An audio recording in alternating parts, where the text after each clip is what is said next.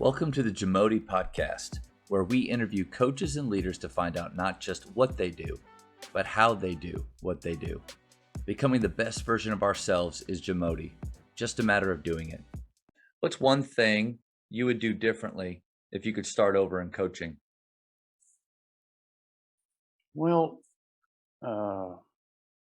one thing that I think was a setback for me that hurt me was, several things. One, being a terrible player.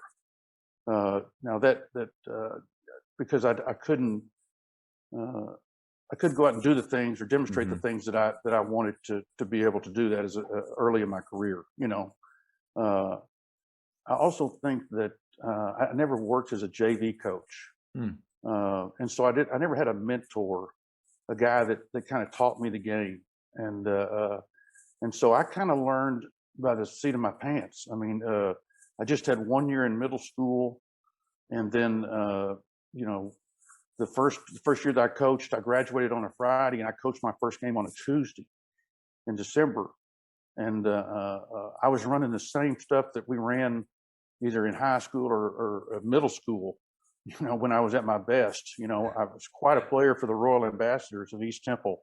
Let me tell you that. But we were in a diamond press and we were pressing with like 30 seconds left, and we were up 18. But I wasn't going to lose that first one. But that's all I knew, and so I kind of had to teach myself. I wasn't a very good X and O guy because of that, and so I always had a chip on my shoulder as a result of that. And so I was always learning, always trying to go to clinics. Like I said, I wished I'd played or worked for somebody that would help me. I was more concerned when I hired assistants that they fit with me as far as what I needed than their X and O stuff. Because after I got to be a head coach for a number of years, I could teach them what they needed to know.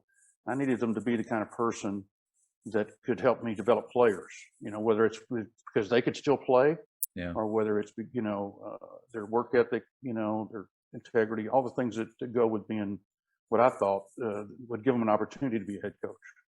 Yeah, but that it did seem like Coach Driscoll from Northern Florida had a good quote about dots on a map, and how sometimes when you're on those dots, you don't really see how they're going to connect in the future. But now looking back, you see the connection between them. You claiming to not be a great player enabled you to have that chip on your shoulder that made you grind and work harder and be one of the most passionate coaches that Dallas Fort Worth has seen. And so, yeah, it's cool to see that. I didn't know that about you and your background starting out. So that's cool to see. Well, thank you. It's you just don't have any excuses if you'll just try to analyze what your shortcomings are and then try to make up for that, some way. And hey, I got to see John Wooden talk and Hubie Brown and Al McGuire.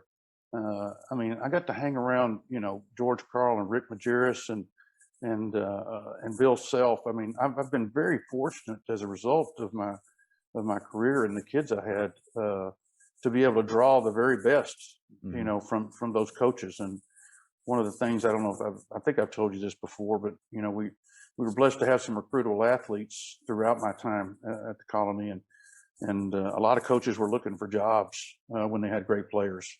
And I always told them, I said, hey, I don't want a job, but you know what I do want? I want what you do really well that's going to help me win a game. And I want to, if it's Kelvin Sampson, I made him give me his 1-4 high series, and we ran the heck out of some of that stuff. And, if it's Bill, it's 2 game, or, if it's Bruce Weber, it's stuff that they taught in motion. It was Rick. It was, I love some of the stuff he ran against the zone that had so much movement because we could use it against the matchup as well. And so, yeah, they all had special things that their teams did really well. And that's what I wanted. So I never had an original idea in my life. I can assure you, I stole everything that we ever did at the Colony. I'm sure I got it from someone else. Okay. My first year coaching at Naaman Forest, I asked you this question again. I said, "What's one thing?" And you told me that you would spend more time with numbers. I don't know what it was, like 9, 10, 11, 12 on the bench. And that was really powerful. I heard it.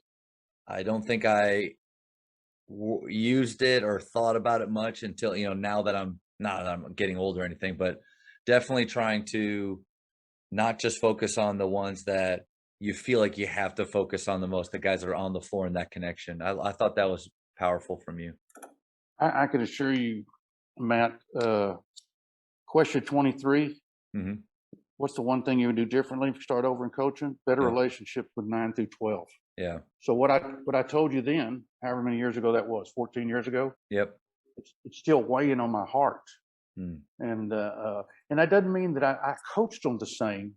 I never not coached them. I didn't say, hey, you know what, you're never going to play, so I don't care whether you shoot the ball bad or not. Right. You know what, if you don't bend your knees on defense, big deal. I mean, you don't have to bend your knees in the layup line, or whatever that. I mean, I didn't disregard them because of their position on the team, because I always thought that at some point they may have to step in and fulfill a role. So I tried to coach them exactly like that. I don't know that I worked as hard at knowing them, and I had a good relationship with them, but I didn't work as hard as getting to know them. I don't think, Yeah.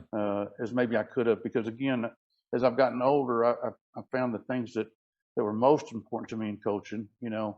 I mean, surely winning was it, a lot of it, but was developing, people into young men and of character that were going to go out and just to be good men and good Hmm. husbands and good fathers, and work hard at whether they're driving a Coke truck, or whether they're they're the CEO of Coca-Cola.